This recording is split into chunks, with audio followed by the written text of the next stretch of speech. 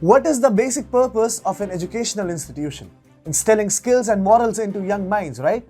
So after whom should we name our schools? Religious zealots or national heroes? You would say, of course, national heroes. What kind of a question is this? Well, I am asking this question because a number of Indian schools and colleges are named after Saint Francis Xavier, who committed unimaginable atrocities in India and elsewhere. His target was Hindus, and he especially hated Brahmins because they formed a fortress around Hinduism. So why are so many schools and colleges in India still named after Saint Francis Xavier, and why should they not be renamed? Hi and welcome to TFI English, the national socio-political analysis arm of the TFI Media Group.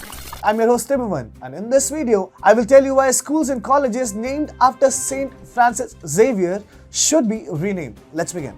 India has had a long colonial hangover. Even today, we use relics of colonial and pre-colonial history without understanding the true meaning behind them. Take Saint Francis Xavier for instance. You will find a number of Saint Xavier schools and colleges across India. Some of them count among elite educational institutions, yet not many know Saint Francis Xavier really well.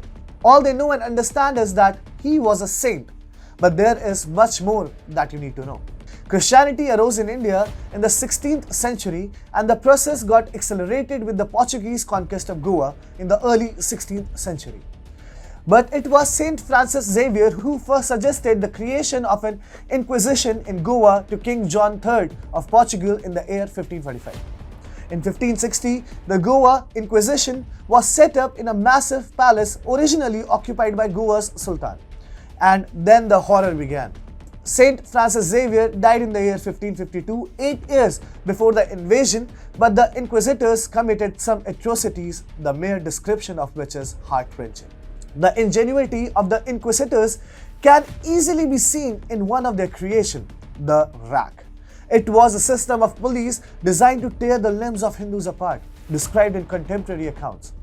The strapado was yet another device used to break legs and knees. Hindu women were treated to the joys of the breast reaper, an iron rice that was heated red hot and used to tear out breasts. The influence of the text like Melis Maleficarum, Hammer of Witches, written 2 generations ago is evident here. The Inquisition led to the deaths of tens of thousands who were either murdered or worked to death in mines, ships and factories. St. Xavier's statement actually leave one in a state of shock, for religious zealousness is quite apparent with them. About Brahmins, Saint Francis Xavier wrote, "I want to free the poor Hindus from the stranglehold of the Brahmins and destroy the place where evil spirits, Hindu gods, are worshipped.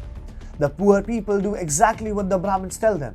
If there were no Brahmins in the area, all Hindus would accept conversion to our faith."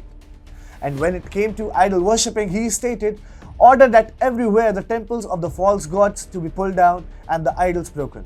I know not how to describe in words the joy that I feel before the spectacle of pulling down and destroying the idols. In fact, in an interview to Deccan Herald in 2010, head of the Department of History, Universidade Lusofona de Humanidades Tecnologias, the Lisbon-based De Souza said, "Francis Xavier and Simão Rodrigues, 2 founder members of the Society of Jesus, were together in Lisbon before Francis Xavier left for India.